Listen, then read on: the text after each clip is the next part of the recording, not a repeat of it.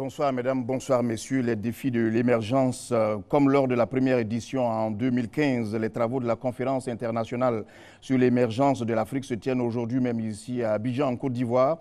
Ils se poursuivent demain et prendront fin jeudi prochain. Il s'agit d'approfondir les réflexions sur ce qui a déjà été recommandé à l'issue de l'édition précédente. En réalité, ce sont deux événements économiques majeurs qui ont lieu presque au même moment parce que dimanche, hier et lundi, c'était le forum des marchés émergents. Et vous constatez que nous allons parler beaucoup d'émergence aujourd'hui. Et relativement à cette semaine de l'émergence, nous avons appelé des acteurs clés, des experts actifs sur le sujet. Et ce sont M. Diaby Lassiné, bonsoir.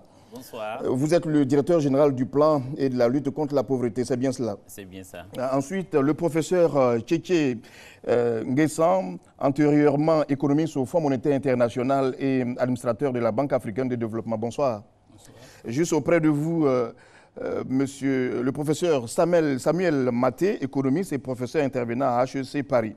Bonsoir. Bonsoir. Voici donc les invités qui nous aideront à répondre aux préoccupations que nous avons commencé à poser tout de suite. Et pour les interroger, je suis avec Adama Kone, rédacteur en chef et le chef du service économie de RTI 1. Bonsoir Adama. Bonsoir Lassiné.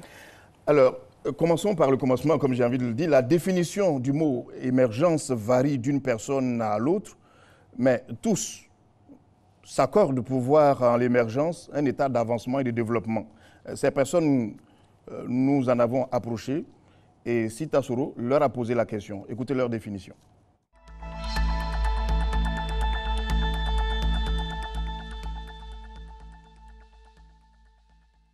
Émerger, c'est épouser beaucoup de réalités dans le bon sens. L'émergence, c'est émerger, c'est sortir c'est l'élévation. Voilà, donc émerger, c'est aller un peu plus en avant.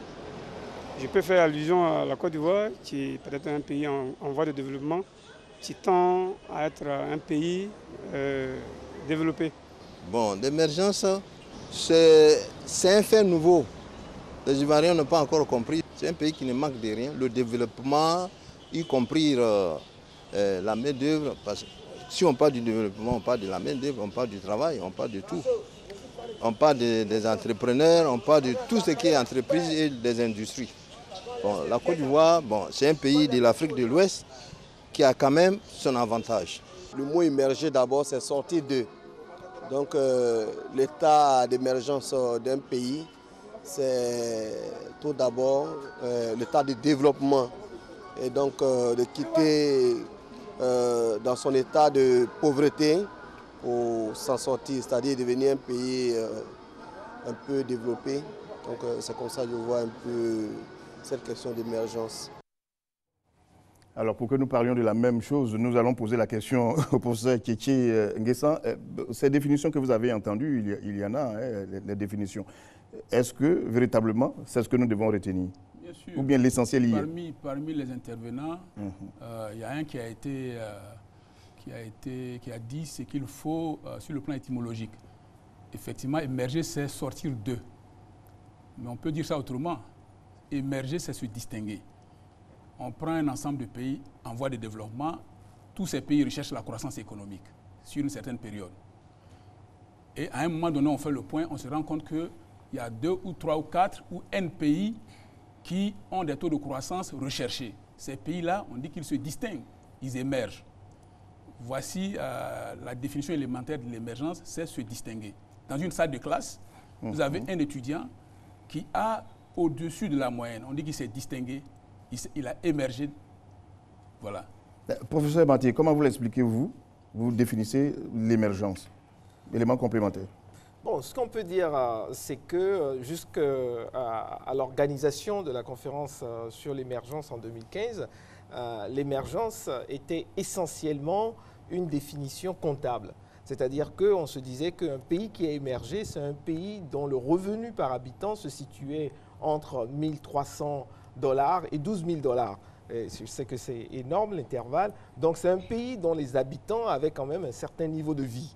Et à cette définition est venue se coupler depuis la conférence de 2015 les conditions de l'émergence et les 3 éléments qui doivent déterminer l'émergence. Et ces 3 éléments ont été identifiés de manière consensuelle comme un État développementaliste, c'est-à-dire qu'un État qui arrive à aider la population, la société civile, le secteur privé à se développer. Et ensuite, deuxièmement, la deuxième condition, c'est sur la transformation structurelle, c'est-à-dire qu'un pays où les outils de production et de consommation sont transformés à un autre niveau. Et ensuite, enfin, on a un capital humain, c'est-à-dire qu'on a un développement humain où les compétences foisonnent, où le capital humain est amené à un autre niveau. Monsieur Diaby, est-ce que c'est comme cela que vous entendez l'émergence? Oui, mais il faudrait peut-être compléter M. Maté, qui pour les 3 domaines cités, la Côte d'Ivoire l'épouse, mais il y a un domaine complémentaire que nous devons ajouter, c'est l'insertion dans l'économie mondiale. Parce qu'effectivement, en transformant, vous avez des valeurs ajoutées et vos exportations vous permettent de compter dans l'échange mondial. Et les pays qui comptent dans les échanges mondiaux sont véritablement, comme le professeur Tchitching Nguessan l'a dit tout à l'heure, se distinguent. Vous avez parlé de valeur ajoutée, c'est pour ça que tout à l'heure nous allons commencer notre première véritable question par l'agriculture. Je rappelle que pour aborder ce sujet, nous allons parler d'abord du potentiel économique ivoirien, ensuite des conditions de l'émergence, et puis nous allons poser la question, quel modèle de développement pour la Côte d'Ivoire? Adama. Oui, Fofana, je voudrais simplement me souvenir de certaines notions qui ont prévalu depuis longtemps. On a connu les pays du tiers-monde, après c'était les pays sous-développés, on a parlé après de pays en voie de développement. Bon, on n'est pas arrivé au développement, aujourd'hui on parle d'émergence. Est-ce que c'est un parcours initiatique vers le développement? Qu'est-ce que cela renferme vraiment aujourd'hui? Allez-y, M. Diaby. D'accord. Il faut dire que après la Seconde Guerre mondiale, des pays comme le Japon ont épousé des visions de développement. Et ces visions de développement leur ont permis, avec leur enchaînement au travail, de pouvoir se distinguer comme on l'indiquait tout à l'heure. Et on est parvenu à classer les pays du monde en 2 groupes. Les pays dits développés ou les pays donc industrialisés, bien sûr, et les pays en voie de développement, après sous-développés, pays à revenus intermédiaires, pays à moins de revenus et maintenant pays en voie de développement. Et donc, vous trouvez une masse de pays dans les pays en voie de développement. Parmi ces pays, ils n'ont pas atteint le niveau des pays développés. Maintenant, ils progressent vers les pays développés.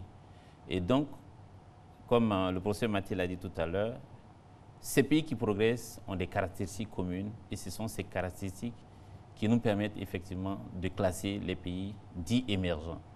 Et donc, je voudrais reprendre un peu ce que Mathieu a dit en d'autres termes. C'est les pays dits émergents sont des pays dont les revenus par habitant sont inférieurs aux revenus par habitant des pays dits développés et dont le niveau de vie et la structure de l'économie progressent ou convergent vers ceux des pays dits développés. Et dans ce cadre-là, vous avez la Chine qui converge vers les pays développés, mais à qui il reste des moyens pour être au niveau des pays développés. C'est pareil pour la Russie, c'est pareil pour la Malaisie, ainsi de suite. Donc vous avez des pays de ce monde qui se sont distingués, qui ne peuvent plus être classés pays en voie de développement et qui poursuivent leur parcours. Mais le statut de pays émergent n'est pas une position statique, c'est une position dynamique. Et nous sommes dans une évolution et donc on peut être aujourd'hui reconnu émergent, mais il suffirait que des chocs ou bien des situations changent pour que effectivement votre classement puisse bouger. Et donc soit vous atteignez les pays développés et soit vous redescendez vers les pays en voie de développement pour certains cas. Alors, professeur Tchétchenguessan, aujourd'hui, qu'est-ce qui caractérise les pays africains de façon générale? Est-ce que c'est évolué toujours dans le secteur primaire? Mais avant de répondre à cette question, je voulais dire que votre émission est intitulée « Les défis de l'émergence ». Donc, par rapport aux différents concepts que vient d'évoquer notre ami, on remarque que la plupart de ces concepts-là viennent de l'extérieur. Donc, ce que ça m'inspire comme réflexion, c'est qu'il faut que les Africains commencent à réfléchir, à penser par eux-mêmes leur développement. On a eu le consensus de Washington avec les programmes d'achèvement structurel, avec un contenu en termes de privatisation, réduction des dépenses publiques, et on a eu des résultats mitigés. Après, on est passé à la bonne gouvernance, et puis aujourd'hui, on passe à l'émergence. Bon. Au départ, ce concept de marché émergent a été proposé par un économiste de la Société financière internationale qui s'appelle Von Eijtman. D'accord? Ça, c'est en 1981. Et par la suite, un autre économiste a proposé un acronyme qu'on appelle les BRICS. Les BRICS d'abord, et ensuite, en 2011, les BRICS, avec l'Afrique du Sud. Voilà. Donc, ce que je veux dire, c'est qu'il faut que les Africains commencent à réfléchir par eux-mêmes. Il ne faut pas qu'on attende toujours que les concepts viennent de l'extérieur et, de manière moutonnière, on suive. Ça, c'est la première remarque que je voulais faire. Maintenant, vous me demandez qu'est-ce qui caractérise les pays africains. Bon, par rapport au thème qui nous réunit, il faut reconnaître qu'il y a une volonté d'aller de l'avant. Parce que vous savez que l'Afrique a passé 20 ans sans croissance. De 1960 à 1970, l'Afrique a connu une première phase de croissance. Et après 1970, on a fait presque 20 ans sans croissance. Et depuis 2000, l'Afrique renoue avec la croissance. Et la question fondamentale, est-ce que cette nouvelle croissance est-elle accompagnée par une transformation structurelle de nos économies? Donc les Africains, c'est vrai que la plupart des économies africaines reposent sur les ressources naturelles, aujourd'hui encore. Et donc le défi, c'est celui de l'industrialisation. Voilà ce que je peux dire à ce stade. Professeur, quel est justement le sort d'une économie qui est fondamentalement basée sur les matières premières?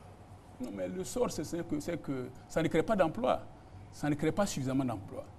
Deuxièmement, c'est l'extérieur parce qu'on exporte les matières premières brutes et ce sont les autres pays qui les transforment. Donc la valeur est créée essentiellement à l'extérieur. Le drame qu'on vit aujourd'hui, c'est celui du café-cacao. Mais on exporte le cacao brut. Aujourd'hui, on dit que le prix du cacao a chuté, mais le prix du chocolat augmente. Donc, la première leçon à tirer, c'est que si votre économie repose essentiellement sur les matières premières, vous ne créez pas suffisamment d'emplois pour vos populations. Et c'est que cela contient comme conséquence. Parce que si les populations n'ont pas d'emploi, ça veut dire qu'elles sont exclues de l'économie. D'où la pauvreté, etc. Professeur Mati, les explications que je viens d'entendre m'effraient quelque peu parce qu'on a l'impression que ces économies qui sont assises véritablement sur l'agriculture sont des économies en déclin à très court terme ou à moyen terme déjà. Non, mais en fait, il faut être franc, il faut dire la vérité aux populations africaines. On a de sérieux problèmes. On a un problème dans le sens que, je me rappelle encore, dans les années 80, le Ghana, la Côte d'Ivoire avait un niveau de vie plus élevé en termes de PIB par habitant que des pays comme le Singapour, etc. Aujourd'hui, on a un phénomène qui est reverse, dans le sens qu'aujourd'hui, si vous prenez tous les continents, c'est l'Afrique, et l'Afrique seule, qui peine encore à décoller. Donc, ça voudrait dire qu'après 50 ans, voire 60 ans de réflexion, de programme, de politique, de ceci, etc., tous les autres se sont développés, sauf l'Afrique. Donc, il y a un problème fondamental à ce niveau et ça vient par rapport à un certain nombre de dispositions, par rapport à un certain nombre de politiques qui ont été mal appliquées. Mais j'ai envie de dire que les chiffres que vous, les économistes, vous nous donnez souvent nous disent que l'avenir est radieux parce que l'Afrique, de façon générale, on voit que tous les pays sont performants avec les taux de croissance que vous nous donnez. La Côte d'Ivoire, presque 9%. Est-ce que... L'Afrique en moyenne, 5%. Est-ce que cela n'explique pas... Mais quelle est la réalité de ce chiffre-là dans le quotidien de la population? Il faudrait distinguer une chose en économie. En économie, nous parlons de lag. Ça voudrait dire quoi, les lags? C'est-à-dire qu'en économie, on parle de lag dans le sens que quand on a une croissance économique, ça prend un certain nombre d'années avant que cette croissance économique n'impacte la population. Et le nombre d'années que cela peut prendre dépend de 3 choses dans un pays. Ça dépend du dispositif de redistribution de la richesse. Et ça s'applique dans tous les pays du monde. C'est-à-dire que la richesse est créée et reste à un certain niveau. Ensuite, on met en place des dispositifs, des programmes pour répartir la richesse. Et c'est là qu'on trouve des bourses d'études, qu'on trouve des allocations chômage, etc., etc. Donc voilà le premier dispositif pour faire descendre rapidement la croissance. Le deuxième dispositif, c'est les infrastructures. Donc il faut mener des infrastructures, des écoles, etc., des centres de santé et à coût réduit qui permet à la population de ressentir les bienfaits de cette croissance. Et enfin, le troisième dispositif qu'il faut mettre en place, c'est ce qu'on appelle le dispositif de transformation. C'est-à-dire que vous avez affaire dans une économie qui est une économie sous-développée, comme le disait mon ami Diaby, et il faut prendre les gens qui doivent être assistés pour les transformer en des gens qui n'ont plus besoin d'assistance. Mais le problème de l'Afrique, c'est qu'on s'arrête là. Alors qu'il faut transformer ensuite ces gens qui n'ont plus besoin d'assistance en des gens qui produisent de la richesse. Donc, généralement, les programmes s'arrêtent à transformer des gens qui ont besoin de l'assistance en des gens qui sont indépendants. Mais ça ne s'arrête pas là-bas. Il faut évoluer en transformant l'Africain en quelqu'un qui devient maintenant un producteur de richesse et d'emploi. Très bien. Monsieur Diaby, on reviendra à vous tout à l'heure, professeur. Monsieur Diaby, on est obligé de le dire, hein, les taux de croissance que vous nous présentez souvent nous montrent bien que nous sommes riches et que nos économies sont performantes. Mais c'est préoccupant toujours de voir que la pauvreté continue. Elle est grandissante, la pauvreté. Oui, en fait, il faut faire un retour en arrière pour voir d'où nous partons. Et l'évaluation de ces taux de croissance se font d'année en année. Et premièrement, nous sommes passés d'une situation d'un pays en post-conflit à une situation de pays qui est candidat à l'émergence. Et en si peu de temps, je pourrais dire en 4 ans ou 5 ans, nous avons pu augmenter le revenu par tête d'habitant. Et nous sommes passés de 590 000 francs CFA en 2010. Aujourd'hui, nous sommes à 882 000 francs par habitant. Il faudrait peut-être expliquer le phénomène à nos concitoyens. La première chose qu'il faut noter, c'est qu'on ne peut distribuer la richesse que lorsqu'elle est créée. Et les conditions de création de richesse, c'est d'abord la paix, la sécurité et la bonne gouvernance. La deuxième chose qu'il faudrait, c'est que cette redistribution profite au plus grand nombre. Il n'y a pas de transfert direct, généralement, dans notre processus de redistribution. Il faut savoir qu'une forme de redistribution, c'est la réalisation de certaines infrastructures d'intérêt général. Et dans ce cas, en 2008, nous avons consulté les Ivoiriens sur l'ensemble du territoire.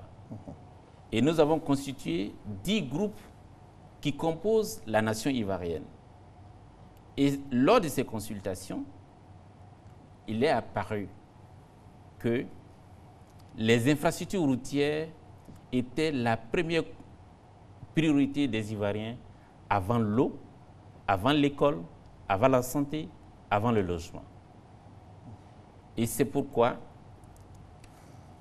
le PND, le Plan national de développement numéro 1, avait pour épine dorsale le développement des infrastructures routières. Mais la réalisation de ces infrastructures prend énormément de temps. Et quand vous voyez le volume et le linéaire de routes aujourd'hui réalisé, vous vous rendez compte que nous sommes parvenus à satisfaire les Ivoiriens à ce niveau précis. Mais cependant, les besoins et les aspirations changeant et évoluant, on se rend compte qu'il émerge d'autres aspirations que le gouvernement doit adresser. Et le facteur temps étant dedans, on ne peut pas tout faire en même temps. Il faut structurer notre processus de développement. Et c'est pour cela qu'aujourd'hui, les biens d'Ivoiriens pourront vous dire que les routes, ça ne se mange peut-être pas, mais hier, en campagne, ils nous disaient, même si vous nous donnez des ambulances, s'il n'y a pas de route, nous ne savons pas comment acheminer nos malades à bon port. Et si nous produisons nos produits denrées généralement périssables, nous ne savons pas comment ils vont atteindre les marchés. Mais ces questions étant réglées, le peuple, peut-être, il faut leur rappeler souvent, nous avons des documents écrits, nous avons les résultats de ces consultations, et le président de la République aussi, qui sillonnait l'ensemble du territoire dans cette période, a entendu le cri des Ivoiriens. Aujourd'hui, nous sommes à une nouvelle étape. Il y a d'autres défis qui se pointent après la mise en œuvre du premier plan, et nous allons y revenir. Monsieur Diaby, vous le disiez tout à l'heure, on ne partage que ce qu'on a. Oui. À 9% de taux de croissance, on peut dire que la richesse existe quand même. Mais elle a été redistribuée. Regardez les investissements au niveau des écoles. Regardez les investissements au niveau des infrastructures routières. Regardez les investissements au niveau des structures sanitaires.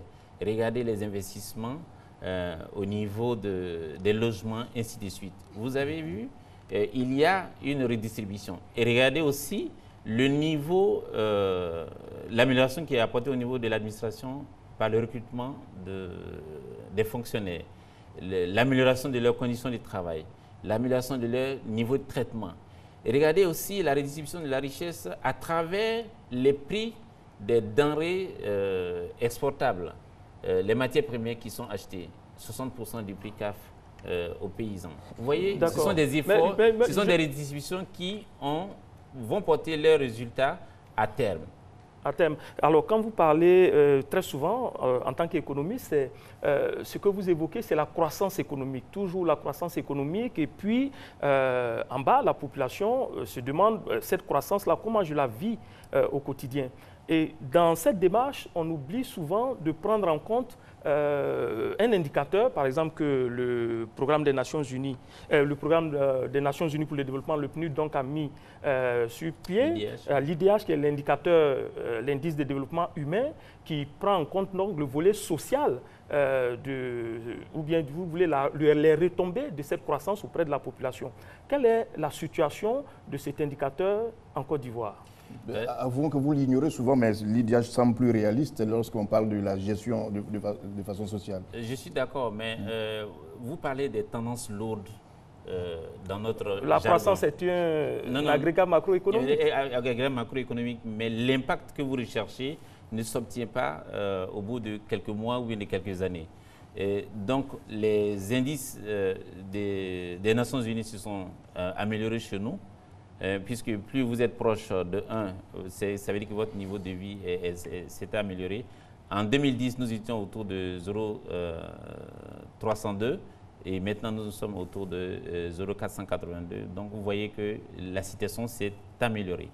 Et très bientôt, nous allons faire une seconde enquête niveau de vie qui montrera un peu les progrès qui sont réalisés en matière de lutte contre la pauvreté. Très bien, en tout cas, on vous suivra. Professeur, vous avez voulu réagir tout à l'heure, c'est par rapport à l'IDH? Allez-y. Non, à la croissance. À la croissance déjà. Je simplement que la croissance est nécessaire, mais n'a pas suffisante. Voilà. Et il y a plusieurs types de croissance. C'est-à-dire, vous pouvez avoir dans un pays une croissance d'un niveau élevé, 8%, 9%, mais cette croissance peut ne pas profiter aux populations si cette croissance est du fait des forces économiques extérieures. On construit des ponts, on construit des routes et tout ça, mais quelle est la proportion des populations ivoiriennes qui contribuent à la construction de ces structures, de ces infrastructures? Vous êtes en train de parler de l'inclusivité de la croissance? Tout à fait. Pourquoi? Parce que c'est lorsque les populations vont participer à ces activités-là qu'elles seront rémunérées et c'est comme ça qu'elles vont bénéficier de la croissance. Parce que la croissance, on peut l'obtenir à partir d'exploitation de ressources naturelles de grosses sociétés étrangères. Il y a la croissance, mais ça ne profite pas aux populations nationales. C'est pourquoi il faut se méfier, vous avez parlé de défis, il faut se méfier de ce que j'appelle l'illusion de l'émergence. Parce qu'en 2020, la question fondamentale qui va se poser, ce ne sera pas la question de l'émergence de la Côte d'Ivoire. Vous voyez? Parce qu'on peut aller vers l'émergence en Côte d'Ivoire. Il faut faire la différence entre l'émergence en Côte d'Ivoire et l'émergence de la Côte d'Ivoire. C'est deux choses différentes. Faites-nous la différence sur ce plateau. La différence, c'est qu'en 2020, on peut avoir tous les indicateurs nécessaires pour être un pays émergent, mais ce sera du fait de forces économiques extérieures. C'est-à-dire que les Ivoiriens auront été des touristes.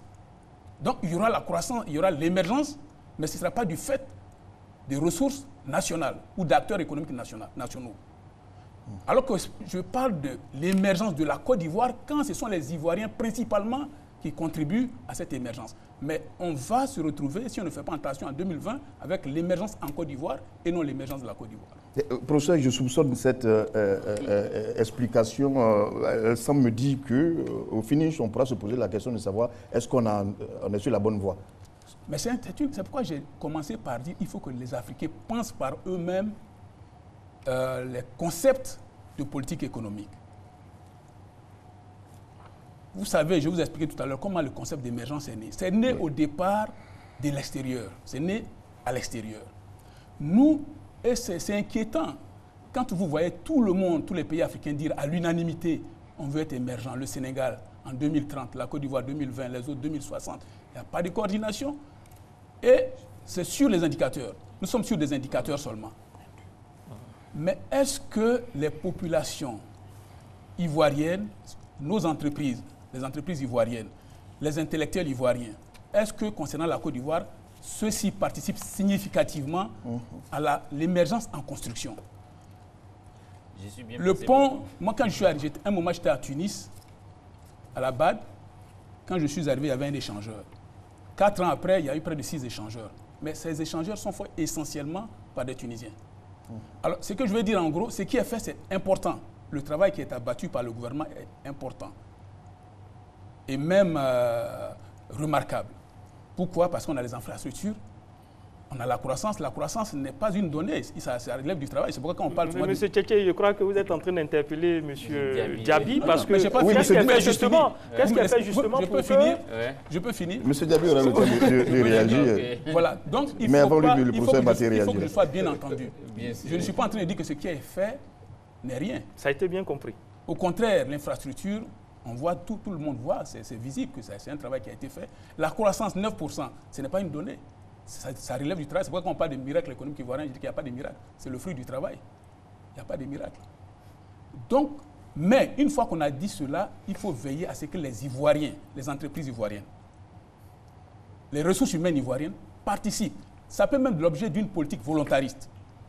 Mais là aussi, ça demande une réflexion parce que c'est pour pas que ce soit systématique. Il faut qu'il y ait un mécanisme incitatif.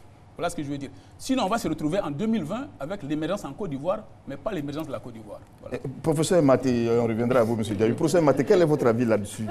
Ce débat est très intéressant.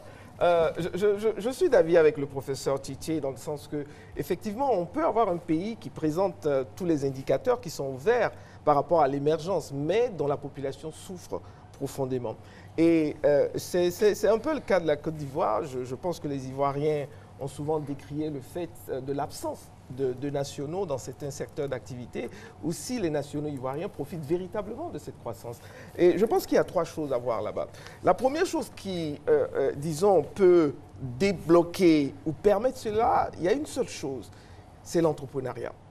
C'est-à-dire qu'il faut qu'on arrive à faire changer de mentalité aux Ivoiriens pour les amener sur la voie de l'entrepreneuriat, que vous pouvez créer des entreprises, vous pouvez gérer des choses.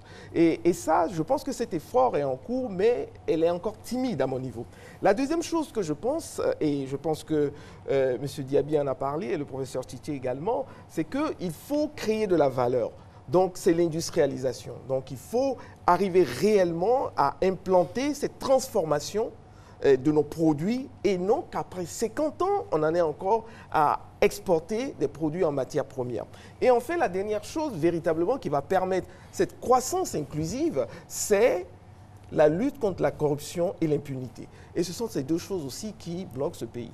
Alors, pour atteindre l'émergence, M. Diaby, je sens que vous voulez réagir, vous aurez tout le temps. Pour atteindre l'émergence, il existe des conditions à remplir ou même des exigences à satisfaire. Nous sommes donc en train de passer au deuxième point déjà, qu'elles soient d'ordre social, politique ou économique. Et les populations nous disent à cet effet que les responsabilités restent partagées pour atteindre cette émergence.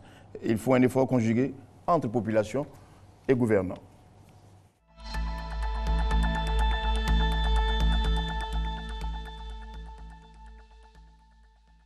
Il y a plusieurs paramètres, c'est-à-dire plusieurs secteurs à remplir avant de parler d'émergence. Voilà. Il y a d'abord le changement au niveau de la mentalité. Il y a aussi le secteur économique qu'il faudrait améliorer au niveau de la Côte d'Ivoire.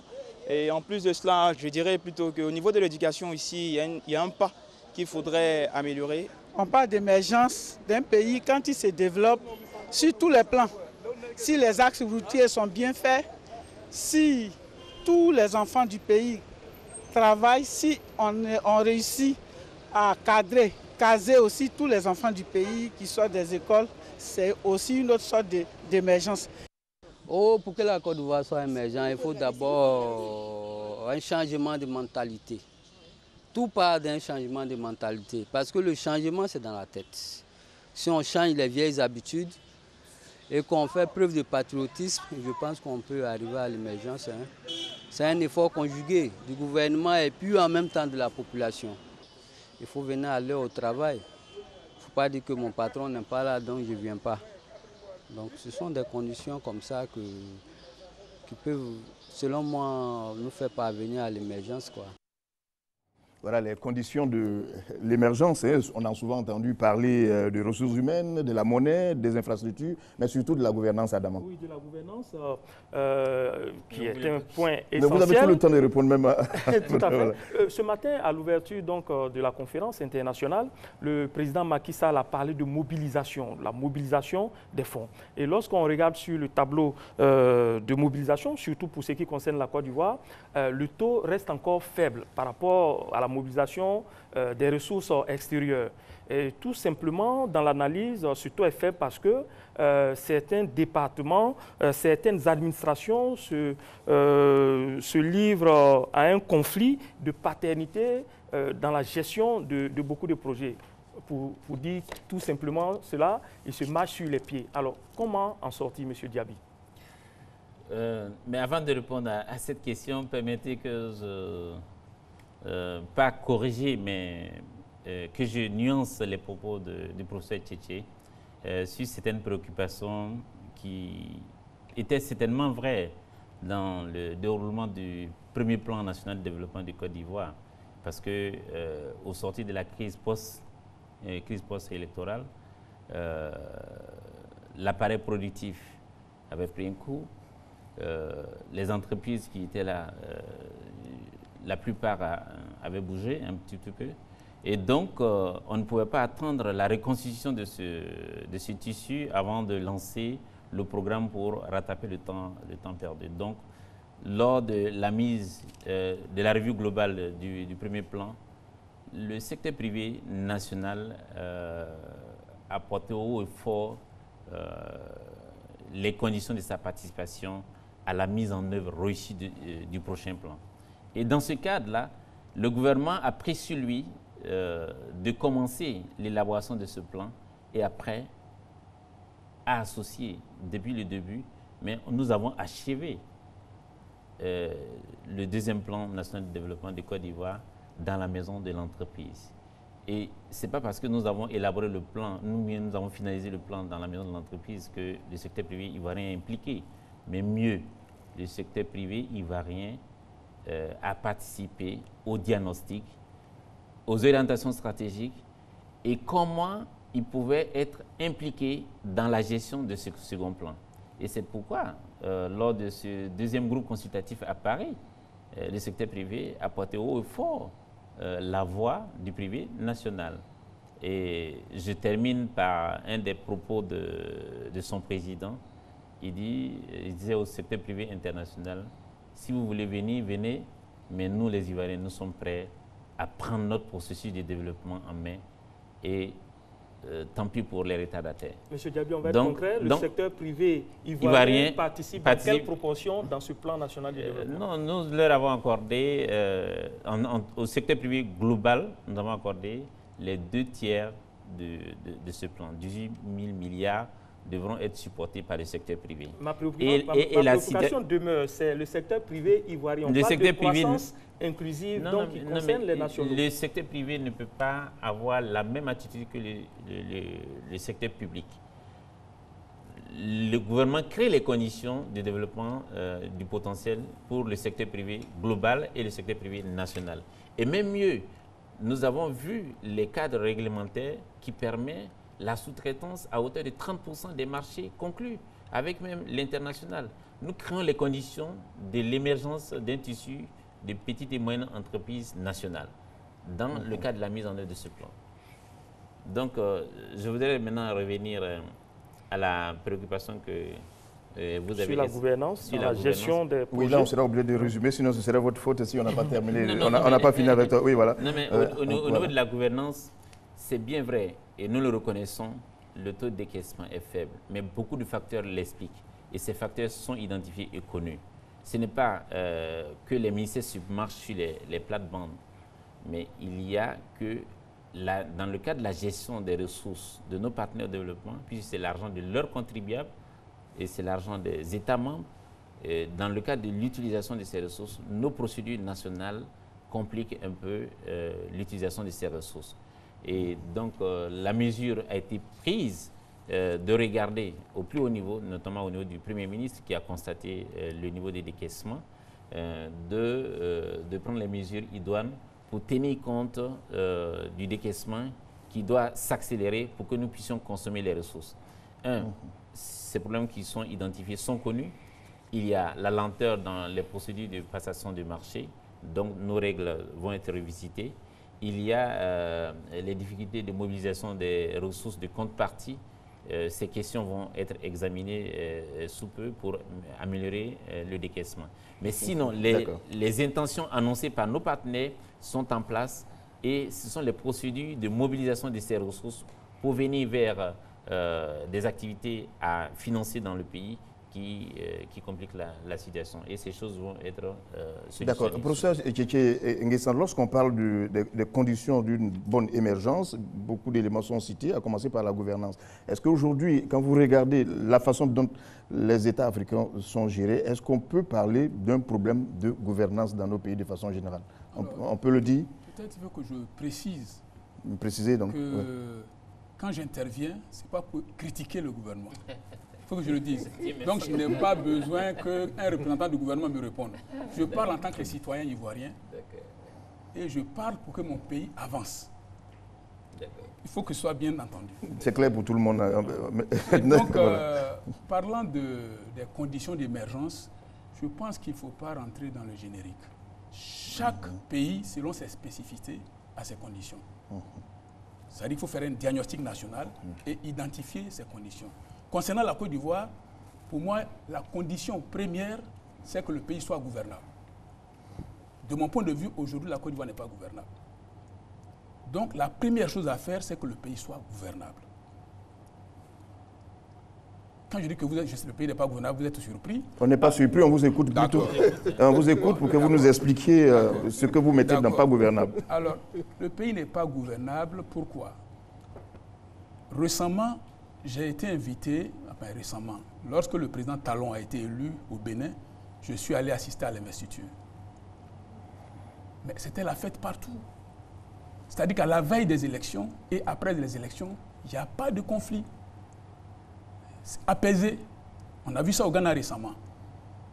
Mais chez nous en Côte d'Ivoire, chaque fois qu'il y a une élection, avant et après, il y a des tensions. Il faut qu'on sorte de cette situation. C'est-à-dire qu'il faut qu'on sorte de la démocratie que j'appelle démocratie conflictuelle. Mais quand je dis que la Côte d'Ivoire n'est pas gouvernable, il suffit de voir l'histoire de la Côte d'Ivoire. Vous allez prendre le président Houphouët-Boigny, on peut dire qu'il n'a pas atteint ses objectifs. Au sens où son mandat s'est achevé, enfin je veux dire que son règne s'est achevé avec un conflit. Quand on prend le président Bédié, il avait proposé un programme, Je crois que c'est le programme qui repose sur l'éléphant d'Afrique et ça n'a pas été achevé. Le président Gbagbo est arrivé, lui aussi, c'est fini en conflit. Le président Ouattara est là aujourd'hui, il prône le vivre ensemble, il invite les uns et les autres pour qu'on parte vers l'émergence et on voit les tensions qui montent. Je parle par exemple aux différents mutins qui se sont déclarés dans les différentes villes. Et c'est important ce que je dis parce que nous arrivons à la fin d'un cycle, la Côte d'Ivoire. En 2020, on sera à la fin d'un cycle. La fin d'un cycle qui concerne les chefs d'État historiques. Houphouët-Boigny, c'est un chef d'État historique, il a une légitimité historique. Kona Bédié, il a une légitimité historique. Gbagbo Laurent, il a une légitimité historique.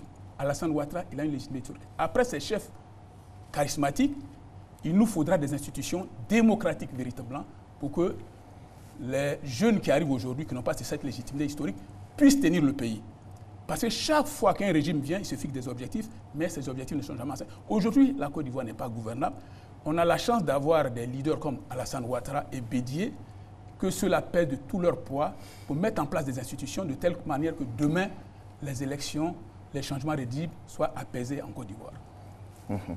Professeur Maté, sur la gouvernance, la même question. Y a-t-il un problème de gouvernance dans nos pays? Bon, c'est une très belle question.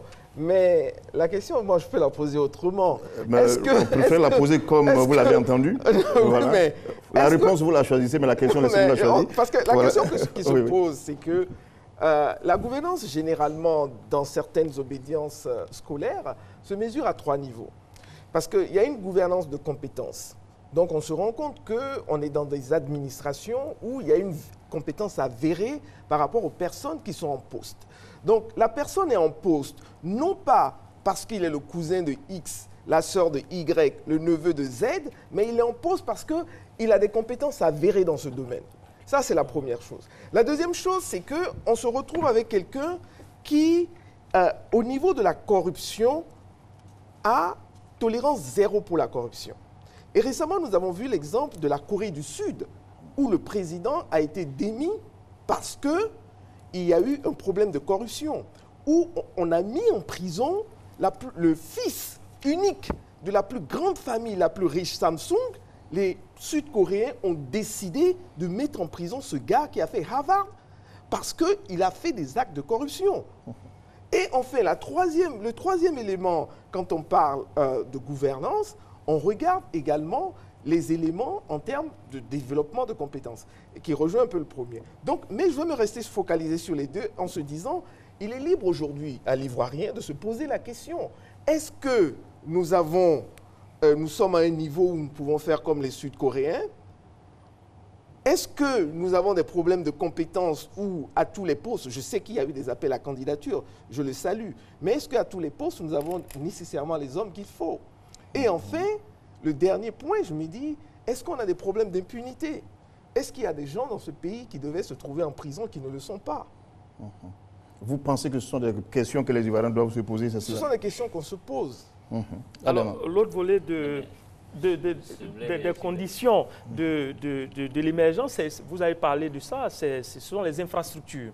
L'eau, l'électricité, les routes, cela admis que ce sont des facteurs quand même qui conditionnent le développement. Seulement les contrats qui sont signés sont des contrats d'affermage et donc pas des contrats de concession qui permettent donc aux adjudicateurs, à ceux qui réussissent à avoir le marché, d'investir. Alors, on se demande bien quelle est la formule qu'il faut adopter parce que les États, pour des raisons sociales, ne veulent pas donner en concession totale et donc ne peuvent pas, et puis ces États sont plombés, ne peuvent pas investir, alors que le fermier, il a un contrat d'exploitation du matériel qui est mis à sa disposition. Quelle est la formule qu'il faut trouver, professeur? Bon, la formule, en fait, elle est toute tracée, hein, mais je tiens à dire, je regardais les regards de M. Diaby, que je sais que vous avez mis dans le PND des éléments de gouvernance et qui sont en processus, je les admets. Mais en revenant à votre question, ce que je voulais dire, c'est que la formule toute simple, c'est les PPP, les partenariats publics-privés. C'est-à-dire qu'aujourd'hui, il faut qu'on arrive à mettre en place des systèmes où ce n'est pas l'État, parce que dans les grands pays, l'État définit le cadre et ce sont les privés individuellement qui font les actions. Donc aujourd'hui, je pense qu'il faut, comme on l'a dit, certains l'ont dit dans le reportage, il faut un changement de mentalité. Un changement de mentalité où l'Ivoirien se dit que je n'ai pas à attendre l'État pour construire un hôpital, que je peux le faire moi-même. Et justement, l'État, ça on le reconnaît, a mis en place ce système de partenariat public-privé. Il y a, je pense, un service de partenariat public-privé logé directement à la présidence. Mais il y a aujourd'hui un problème. Est-ce que c'est une panacée, cette formule? Non, aujourd'hui, on ne parle pas de panacée nécessairement. On essaie des solutions. Parce qu'en termes de développement et d'instruments, il y a toujours, quels que soient les instruments, du fait de l'imperfectibilité des hommes, c'est-à-dire on n'est pas parfait, et il y a toujours des inconvénients et des avantages dans tous les systèmes qu'on va proposer. Mais aujourd'hui, le système qui a le moins d'inconvénients, c'est le partenariat public-privé, où l'État s'allie avec le privé pour pouvoir réaliser un certain nombre de choses. Professeur Nguessan, est-ce que la monnaie peut être un frein au développement? Alors, quand vous dites est-ce que la monnaie peut être un frein au développement, il y a deux aspects. Il y a l'aspect politique monétaire, proprement dit, et il y a l'aspect financement. Si je regarde l'aspect financement, un entrepreneur qui a un marché et qui a besoin de ressources pour investir, s'il n'a pas ce prêt-là, ça va freiner sa croissance. Donc la monnaie mal gérée peut être un frein au développement. Alors, je voudrais m'adresser à M. Diaby. L'arrière-pensée de la question d'Adama est simple. Les Africains se sont réunis, on parle émergence, et jusqu'à présent, on n'arrive pas, par exemple, à avoir une monnaie pour l'Afrique. Il y a eu plusieurs pistes, on n'a jamais pu en avoir. Et souvent, on a parlé de dévaluation, souvent, on a parlé de sortie du franc CFA. Quelquefois, on a différentes monnaies avec différentes fortunes. Est-ce qu'aujourd'hui, c'est envisageable? Oui, c'est envisageable, mais pour le moment, ce serait prématuré. Parce qu'il faut avoir des politiques qui permettent un certain nombre de convergences et une certaine rigueur dans la gestion, non seulement des entreprises publiques, mais des finances publiques. Parce que si vous avez votre monnaie, il y a des pays en Afrique qui ont leur monnaie. Et on connaît ce qui se passe dans ces différents pays. Le Ghana qui est juste à côté, quand ils ont connu l'inflation, la monnaie ghanéenne avait perdu de sa valeur. Vous avez plus loin le Zimbabwe qui a sa monnaie propre à elle. Lorsque l'inflation et lorsque la rigueur n'y est pas, je pense que cela pourrait être prématuré pour nous. Je ne dis pas que ce n'est pas possible en Afrique d'avoir nos monnaies, mais il y a des rigueurs, il y a des disciplines de gestion budgétaire qu'il faut d'abord observer. Et c'est facile à observer quand c'est un pays, mais également quand c'est plusieurs pays, il faut que et tous rentrent dans la même dynamique de cette discipline. Mais je voudrais rebondir sur un propos qui est sorti dans notre débat tout à l'heure, c'est celui de la gouvernance qui nous a fait un peu dévier. Bon, je serai obligé là de vous ramener à la monnaie parce que là on recule. Non, non, on n'est pas en train de reculer. Non, mais quand je dis on recule, excusez-moi de le dire, non, c'est important pour nous tous, mais il y a plusieurs points à aborder. C'est important pour moi. Vous allez répondre chemin faisant. Mais si on retourne à tout moment sur tous les différents points, on ne risque pas d'avancer. Donc s'il vous plaît, répondez à ces questions-là. Le franc CFA, prenons le cas de la région CEDEAO, UEMOA, le franc CFA que nous avons et puis le franc CFA en Afrique centrale. Voici deux francs CFA qui ne se ressemblent pas et qui ne fonctionnent pas de la même façon. Lorsqu'on change de zone, on est même obligé de perdre peut-être 10 ou 15%. Est-ce qu'on trouve cela normal dans nos économies? Puisqu'on pense vraiment à une monnaie unique. Pour l'Afrique? Pour l'Afrique, bien entendu. Oui, mais c'est ce que je vous ai expliqué tout à l'heure. Vous prenez par exemple l'Afrique francophone, parce que c'est de ça qu'il s'agit. Oui. Et toutes les deux monnaies sont indexées au franc français et donc par ricochet à l'euro. Mais ça a ses avantages comme ses inconvénients.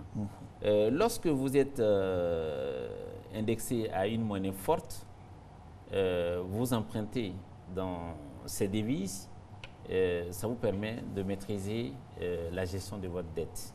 Ça, c'est le premier avantage que je voudrais soulever. La deuxième chose, c'est qu'il y a une surveillance de la gestion de la politique monétaire qui permet de contenir les inflations. Donc ça, c'est le deuxième avantage. Et la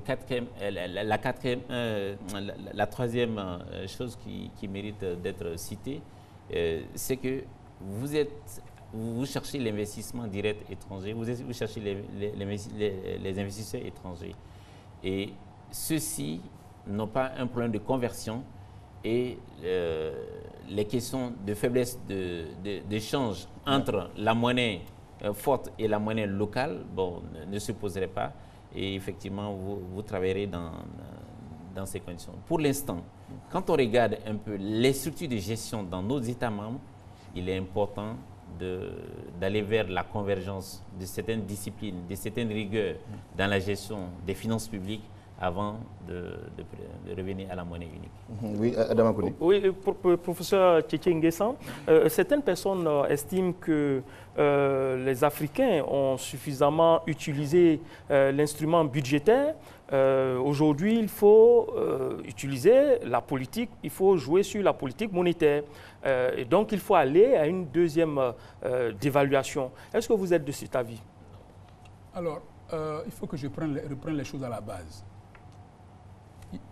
Il est légitime que chaque nation ait sa propre monnaie. C'est une aspiration légitime. Mais en matière de monnaie, comme en matière de politique économique, il faut être pragmatique. Pourquoi? Parce que les décisions que vous prenez impactent sur la vie des ménages, des enfants, en termes d'éducation, en termes de santé. Donc, parler de la monnaie quand on n'est pas en responsabilité et parler de la monnaie quand on est en responsabilité, ce n'est pas la même chose. Donc, quand on parle des questions du franc CFA, il faut être très, très mesuré. J'ai beaucoup investi sur cette question. Mon premier ouvrage sur le sujet date de 1996. Et en 1996, dans cet ouvrage, j'ai proposé même la mise en place du comité de politique monétaire. Et ça a été fait seulement en 2010, c'est-à-dire quelques 10 ans après. Aujourd'hui, ceux qui parlent de du franc CFA, ils pensent que les accords monétaires entre la France et les pays africains, c'est seulement un accord monétaire.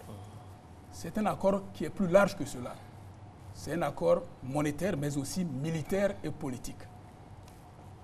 Un accord qui fait verser au moins 50% des avoirs de ces pays de la zone franc dans le compte d'opération du Trésor français. C'est-à-dire qu'on ne peut pas aller dans le détail étant donné le temps qui nous est imparti, mais retenez simplement que c'est un accord monétaire, mais aussi politique et militaire. Donc, ce n'est pas facile pour un chef d'État. Ceux qui parlent de ça, ils voient la monnaie seulement. Alors qu'un chef d'État, il voit l'aspect monétaire, l'aspect économique et l'aspect militaire. Donc, ce n'est pas facile pour eux. Par contre, la question fondamentale qu'il faut poser, c'est celle de la place de nos banques centrales. Quelle est la place de nos banques centrales dans le développement dans nos pays? Parce qu'une banque centrale d'un pays en voie de développement ne doit pas fonctionner comme une banque centrale d'un pays développé. Et c'est un sujet important. Et lorsqu'il s'est agi de faire la réforme de la banque centrale, on aurait pu avoir une certaine souveraineté. Parce que l'indépendance de la banque centrale dont il s'agissait était question d'avoir son indépendance vis-à-vis des États, c'est-à-dire des États africains, mais aussi de l'État français. Est-ce que c'est le cas aujourd'hui? C'est un débat sur lequel on pourra revenir plus tard. En tout cas, ça va être un autre sujet que la RTI vous appellera pour cet autre sujet. Nous allons aborder maintenant la troisième et dernière partie. Il ne nous reste plus que 10 minutes. La question principale que nous posons, quel modèle de développement faut-il pour la Côte d'Ivoire? Et je voudrais commencer par vous, M. Diaby, en parlant tout de suite de l'industrialisation, de la transformation. Depuis les années 60 jusqu'à aujourd'hui, tous les jours, on parle de transformer. On a des produits agricoles. De toute façon, on a tous constaté que nous consommons ce que nous ne produisons pas et nous produisons ce que nous ne consommons pas. Aujourd'hui, est-ce qu'on a encore de véritables problèmes pour passer à la transformation? Le cacao qu'on a, est-ce qu'on peut aller tout de suite, tout à fait au bout, à la transformation? Oui, l'épine dorsale de ce deuxième plan national de développement de Côte d'Ivoire, c'est l'industrialisation. Ce qu'il faut dire, c'est que nous avons déjà les signaux de changement de la structure de notre économie. Cette structure était stable pendant le premier plan et même bien avant. Le secteur primaire avoisinait une moyenne de 22% du PIB. Le secteur secondaire aujourd'hui enregistre une évolution qu'on peut mesurer depuis 2012. En 2011, nous étions à 23,9%. 2012, nous sommes à 24%. 2013, nous sommes à 26%. 2014, nous sommes à 27,4%. 2015, nous sommes à 28,3%. Et 2016, nous sommes à 30%.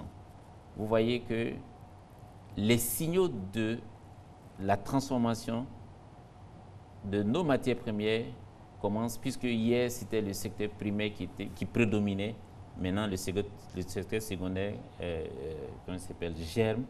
Et dans le même temps, il est accompagné par le secteur tertiaire qui se stabilise autour de 28%. Donc, nous avons les signaux.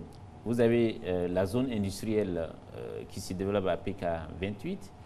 Vous avez beaucoup de secteurs privés nationaux comme internationaux qui ont annoncé des investissements en Côte d'Ivoire pour les prochaines périodes d'ici 2020. Nous sommes à plus de 2500 milliards d'investissements attendus par le secteur privé. Vous voyez que les prémices du changement de la structure de notre économie se pointent à l'horizon. Mais il nous faut un peu de temps pour observer les changements induits. Et donc la transformation du cacao qui est actuellement à 35%, nous comptons faire passer cela d'ici 2020 à 50%. Donc, cela nous donne de l'espoir, Adama. Oui. Professeur Maté, l'Afrique, c'est moins de 5% dans le commerce mondial. Et pour lui donner un poids significatif, on parle de regroupement, d'intégration. L'intégration suppose qu'on fasse des sacrifices nationaux. Est-ce que vous pensez, professeur, que les États africains sont prêts à se départir de certaines souverainetés pour des projets intégrateurs? Non. Je pense que c'est pour ça qu'on parle de l'Afrique, des peuples, de l'Afrique, de la politique et des nations, de l'Afrique des peuples. Au niveau de la CEDEAO, par exemple. Exactement. Donc, à ce niveau, je pense qu'effectivement, les textes sont là. Si vous prenez les textes de la CEDEAO, etc., vraiment, c'est les plus beaux textes au monde d'intégration. Mais il faut les appliquer. Et je pense qu'il appartient à la société civile de la CEDEAO, le secteur privé, à ces deux secteurs, société civile et secteur privé, de prendre le devant avec des initiatives pour pouvoir amener à une CEDEAO, à une Afrique des peuples. Et pour cela, ce que l'État peut faire, c'est que l'État peut créer des cadres. Aujourd'hui, par exemple, on avait commencé à parler de champions nationaux, mais on commence à parler de champions régionaux.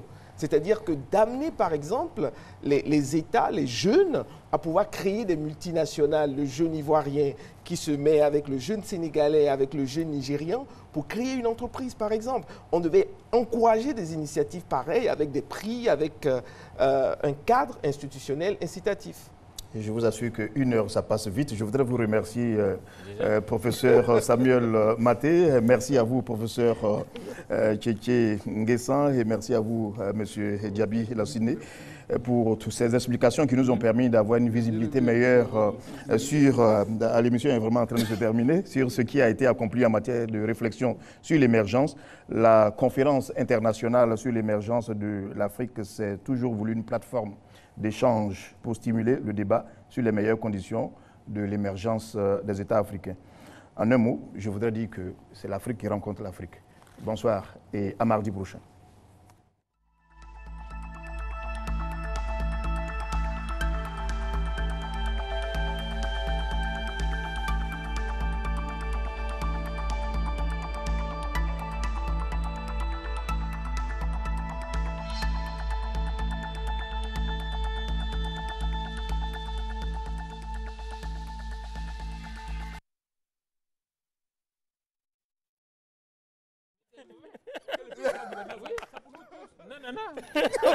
Tu as peur, non? Mais là, il faut que tu ne m'as pas laissé. Bon, donc on va faire une émission pour ça. Non.